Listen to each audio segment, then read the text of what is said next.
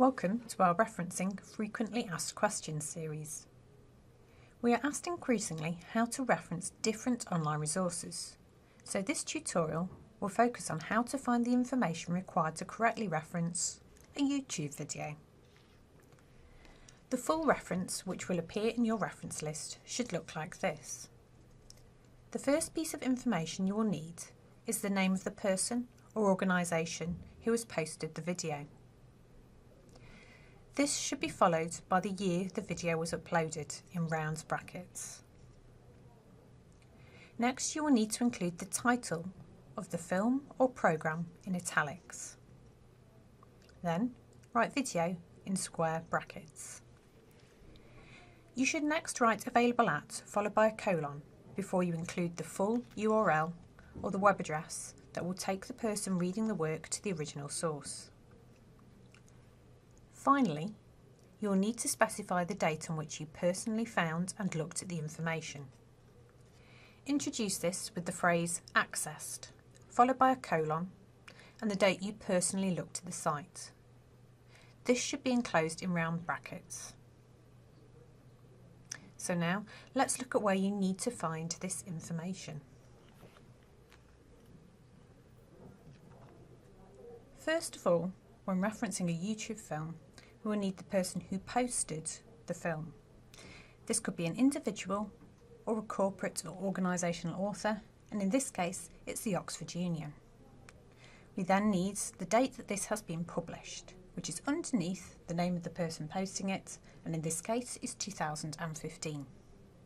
We then need the full title of the film or the programme, which you can find here, and it's Michael Sandel, Are There Things Money Shouldn't Be Able to Buy?, which we will place in italics. This should be followed by the full URL, so the address at which the person reading your work will be able to locate the resource. That's found at the top of the page in the address bar.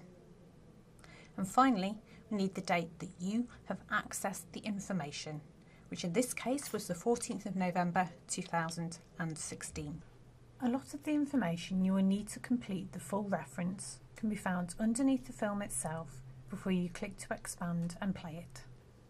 One final tip: throughout the research process you will come across a lot of information and not all of it will be relevant or suitable for your project. So always consider the following 3 things when looking at whether you will use a resource in your assignment. Firstly, think of its age. Is it up to date and current? Secondly, consider bias. Does it present a balanced view? Are all the points made supported by sound evidence? Or is the work objective or subject to merely coming from one side of the argument? Finally, consider the author's credentials. What's their background? Are they a professional or specialist in the subject area, or just someone with a general interest? Considering these 3 things will help you to decide on whether you need to use that resource within your project or the way in which you are going to use it. If you need further information about how to reference any sources, please call into any of our libraries to collect a concise or detailed guide to citing, referencing and producing bibliographies and reference lists by the Harvard system. All of our campus libraries also have a copy of Cite Them Right, an extensive guide to referencing. Furthermore, if you're an HE and Access student and would like further help, please visit one of our campus libraries for further assistance, where you can book a one-to-one appointment.